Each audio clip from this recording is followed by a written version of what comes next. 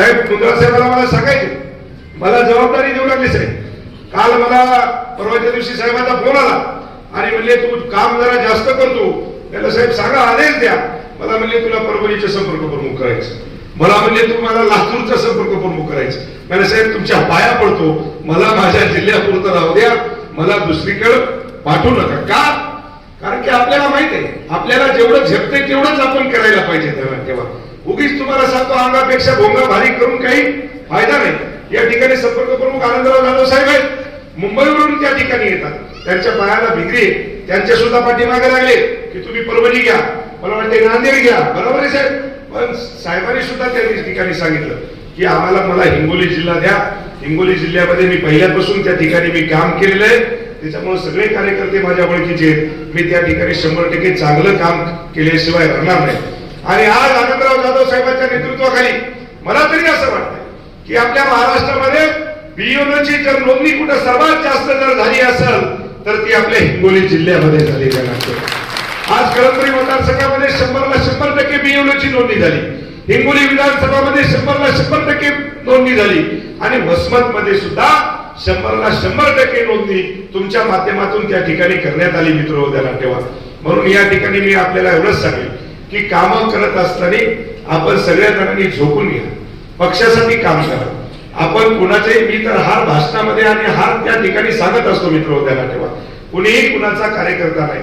आपण कार्यकर्ते सन्माननीय सरसेनापती बाळासाहेब ठाकरेचे आपण मावळे, छत्रपती शिवाजी महाराजांचे मावळे आणि बाळासाहेबांचे आपण ज्या पद्धतीने बाळासाहेबांनी आपल्याला म्हणजे बाळकडू पाजलाय तेच बाळकडू सन्माननीय शिंदे साहेब आपल्याला घेऊन चलत आहेत. म्हणून या ठिकाणी मी आपल्याला एवढंच सांगेन की शिंदे साहेबांना जसं पायाला भिगरी लावली, कुणी म्हणते का शिंदे साहेब खराब आहेत?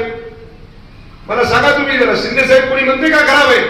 अरे मागच्या विधानसभेनंतर तुम्हाला सांगतो शिंदे साहेबांच्या नावाखाली या ठिकाणी तुम्हाला सांगतो की पूर्ण महाराष्ट्रामध्ये भगवयमय वातावरण झाल्याचं काम सन्माननीय शिंदे साहेबांच्या नेतृत्वाखाली झालं. मित्र म्हणून या ठिकाणी मी आपल्याला सांगेन की जे काही कामं असतील तुम्हाला सांगतो आपण सगळ्या जणांनी ताकदीनिशी तुम्हाला सांगतो की कामाला उतरा. उद्याची जिल्हा परिषद आणि पंचायत समिती या ठिकाणी मी तुम्हाला सांगतो सगळ्या जणांना थोडस, काल परवा दिवशी मला राजूने मला सांगितलं मीटिंग ठेवल्याच्या नंतर, राजू म्हणला की दादा थोडस कार्यकर्ते जरा संभ्रमामध्ये आहेत की उद्याचं कसं होईल काय होईल. काही काळजी करू नका, त्यांना ठेवा. उद्याही तुम्हाला साहेब मी तुम्हाला सांगतो की या ठिकाणी जिल्हा परिषदची आणि पंचायत समितीची आपल्याला निवडणूक लढवायची आणि ती एक हाती आणि शिवसेनेच्या माध्यमातून त्या ठिकाणी आपल्याला लढवायची. कुठल्याही प्रकारची कोणाची युती त्या ठिकाणी आपल्याला करायची नाही. म्हणून आपल्याला एवढंच सांगतो की आपण सगळेजण जोमानं कामाला लागा. जे चांगले चांगले कार्यकर्ते त्या ठिकाणी आपल्याकडे घ्या. कुठल्याही प्रकारचं कुणालाही जर एखादा खेड्यातून एखादा कार्यकर्ता आपल्याकडे येत असेल तर त्या गावातल्या खेड्यातल्या कार्यकर्त्याला, शाखा प्रमुखाला त्याला समजावून सांगा की अरे बाबा आपल्याकडे जर आलं तर 4 मतं तुम्हाला सांगतो की आपले वाढल्याशिवाय राहणार नाही.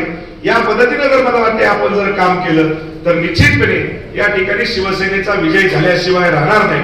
म्हणून या ठिकाणी मी आपल्याला एवढंच सांगेन, आता थोडस आम्हाला अर्जंट असल्यामुळे तुम्हाला सांगतो की आता तुम्हाला थोडं मला तरी वाटते की ती बातमी आपल्याला कळल की म्हणजे मीटिंगच तुम्हाला सांगतो की रद्द करणार होतो आम्ही, पण आपण एवढ्या मोठ्या संख्येने या ठिकाणी आलात त्यामुळे तुम्हाला सांगतो की त्या मीटिंगला आम्हाला येण्याचं म्हणजे गरजेचंच वाटलं. म्हणून या ठिकाणी पुन्हा एकदा आपल्या सगळ्या जणांना खूप खूप मनोपूर्वक शुभेच्छा देतो.